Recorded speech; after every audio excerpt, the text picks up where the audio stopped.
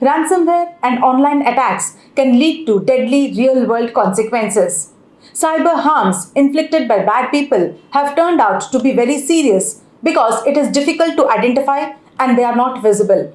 Cyber criminals increasingly attack in ways that cause far more hurtful and visible consequences. Hello and welcome to VARINDIA News Hour.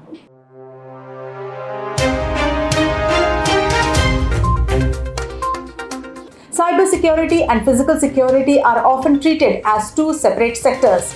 You can see these silos in the way many companies are structured. There is often a Chief Security Officer, that is CSO, and a Chief Information Security Officer, that is CISO or CISO. Or cybersecurity is treated as a subset of physical security, with the head of information security reporting to the head of security. However, with cyber attacks becoming increasingly common and costing companies an average of $4.24 million per data breach, it's important that cybersecurity and physical security merge into one department. Online threats are varied and they don't discriminate organizations from individuals when looking for a target. Today, the cyber threats are part of every boardroom discussion. Cyber attacks can cause electrical blackouts, failure of military equipment, and breaches of national security secrets. They can result in the theft of valuable, sensitive data like medical reports. They can disrupt phone and computer networks or paralyze systems, making data unavailable.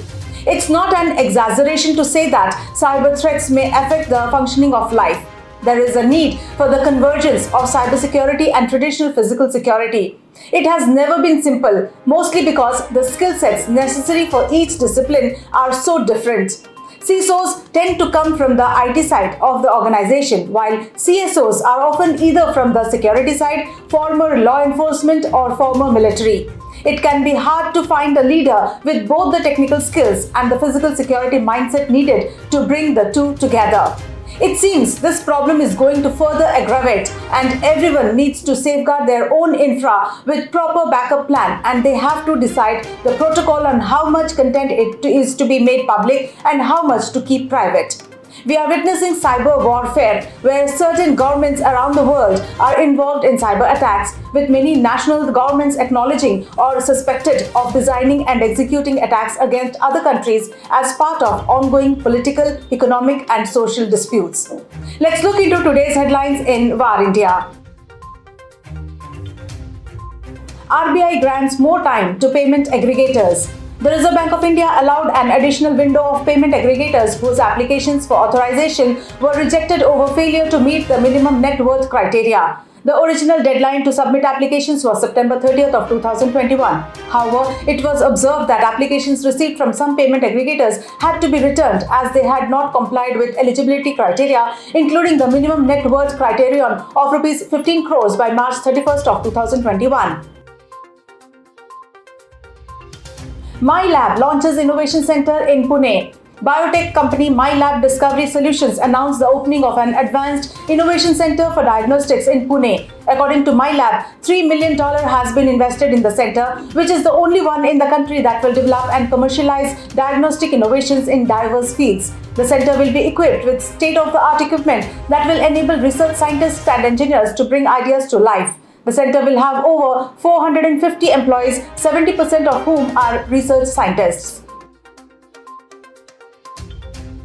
Jack Ma to give up Ant Group's control. Chinese billionaire Jack Ma plans to give up control of financial technology company Ant Group Co., the conglomerate he founded, as Ant Group's efforts to distance itself from Alibaba Group Holding following intensifying scrutiny from Chinese regulators. According to the Wall Street Journal, Jack Ma could hand over his control by transferring some of his voting powers to other Ant officials, including Chief Executive Eric Zing, after which they would collectively control the company. India surpasses US over online users. India has overtaken the US in terms of the number of users engaged in online transactions, including e-commerce. According to a report by the Internet and Mobile Association of India, around 346 million Indians are engaged in online transactions such as e-commerce and digital payments, which is greater than the total US population estimated at 331 million. In terms of use cases, entertainment, communications and social media are the top 3 activities engaged in by Internet users across India. Moore Strategic exits as Zomato's pre-IPO investor. Zomato Limited's pre-IPO investor, Moore Strategic Ventures, has sold its entire holdings in the recently listed food delivery platform, marking its loss for over 1 year. The aggregate sale of shares by Moore was around Rs 187 crores and against its purchase price of Rs 191 crores for 6,347 compulsorily convertible Series G shares in Zomato, which was sold by Nexus Ventures in early 2021. Moore Strategic Ventures became the first internal investor to make an exit from Zomato, whose market capitalization has fallen below its last private market valuation of $5.5 billion. That's all for now. Please like, share, comment and subscribe to VARINDIA News Magazine. You can download the VARINDIA app from Google Play Store and Apple App Store for the latest news and updates. Stay tuned. Thank you.